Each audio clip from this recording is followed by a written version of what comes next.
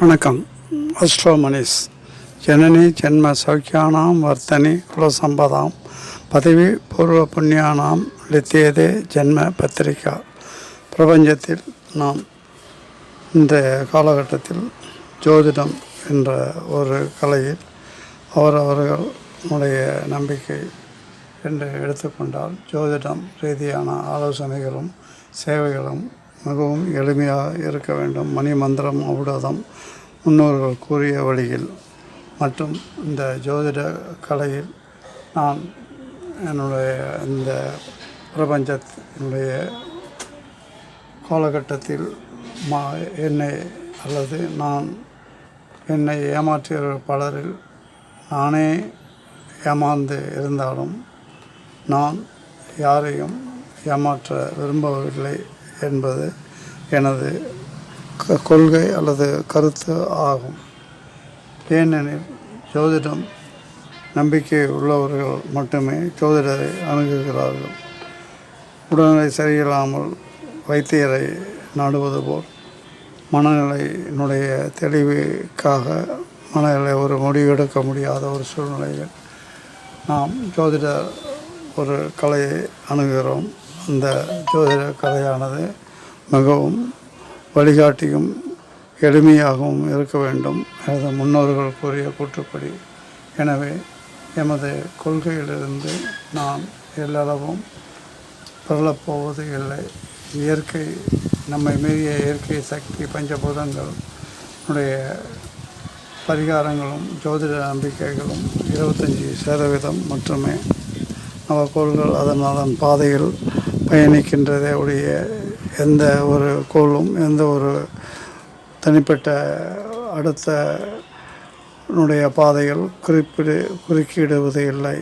நாம் நம்முடைய கொள்கைகள் தான் காரணம், அவரவர்களுடைய நடவடிக்கைகள் தான் காரணமின்றி பிறர் அல்ல என்ற ஒரு கோணத்தில் நவக்கோள்கள் எவ்வாறு அதன் பாதையில் நம்மை கேட்டு உதிப்பதில்லை, நம்மை கேட்டு மறைவதில்லை. அதுபோல் நாம் என்னுடைய பஞ்சபூதங்களில் சுனாமி மற்றும் சூறாவளி மற்றும் பூகம்பம் போன்ற ஒரு இடர்பாடுகள் அதனுடைய காலகட்டத்தில் தோன்றிக் கொண்டுதான் உள்ளன. யாரையும் கேட்டுவிட்டு தோன்றுவதில்லை. எனவே இந்த ஒரு நம்பிக்கையை நீங்கள் சிந்தித்தீர்கள் என்றால் உங்களுடைய விழிப்புணர்ச்சிக்காகவும், எனவே அனுபவம் கடந்த கால பல ஆண்டுகால அனுபவங்கள் மூலமாக உங்களுக்கு நான் இந்த ஒரு தகவலை பரிமாறிக்கொள்வதில் மிகவும் பெருமை அடைகிறேன். உலகெங்கும் உள்ள ஜோதிட நம்பிக்கையுள்ள ஜோதிட ஆர்வலர்களும் மற்றும் ஜோதிடத்தில் உள்ள நபர்களுக்காகவும் இந்த என்னுடைய கருத்தை வலியுறுத்தி குறிப்பிடவே இந்த பதிவு ஆகும். யார் மனதையும் புண்படுத்தவோ யாருடைய எதிராகவோ இந்த பதிவுகள் அல்ல என்று மீண்டும் மீண்டும் சிந்தனைக்காகவும் விழிப்புணர்ச்சிக்காகவும் ஜோதிடம் என்பது 25% அவரவர்கள் வாழ்க்கையில் பின்பற்றப்பட வேண்டும் என்பது எனது அனுபவமாகும். என்னுடைய வழிகாட்டிகளும் எனக்கு வழிகாட்டாதவர்களும் நாம் அதை பொருட்டாக எடுத்துக்கொள்ளக்கூடாது. கற்றது கைமண் அளவு, கல்லாதது உலக அளவு. எனவே இந்த உலகத்தில் அனைத்தும் கற்றவர்கள் யாரும் இல்லை.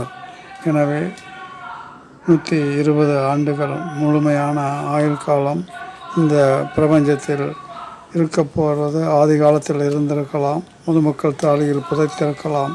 ஆனால் இந்த 20ஆம் நூற்றாண்டில் யாரும் எதுவும் எடுத்து வரவில்லை.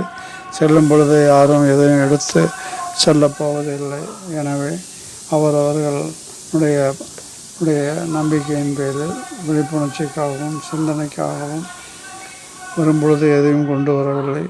இந்த பிரபஞ்சத்தை விட்டு நீங்கும் பொழுது எதுவும் கொண்டு செல்வதில்லை. அவரவர்களுடைய வாழ்நாளில் அவரவர்களுடைய மனசாட்சி என்று உள்ளது.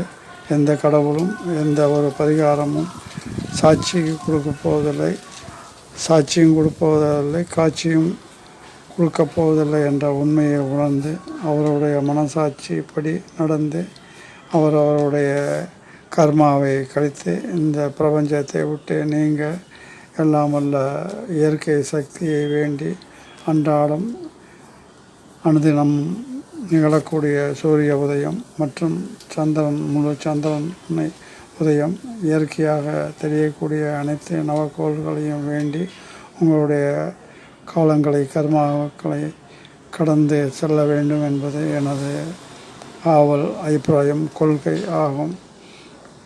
எனவே இந்த பதிவுடைய வரவேற்பு பொறுத்து நாம் சில உதாரண ஜாதகங்கள் மூலமாக உங்களுக்கு யாம் அறிந்த விஷயங்களை விளக்கி கொண்டு உள்ளேன். ஆதரவு கொடுக்கக்கூடிய உலகெங்கும் உள்ள அனைத்து நபர்களுக்கும் நெஞ்சார மனதார நன்றியை கூறி இந்த பதிவுக்காக மிகவும் பெருமை அடைகிறேன். ஆடறியேன் அறிவறியேன் பள்ளிக்கூடம் தானறியேன் ஏடறியேன் இலக்கறியேன் இலக்கணமும் நான் அறியேன். நன்றி, வணக்கம்.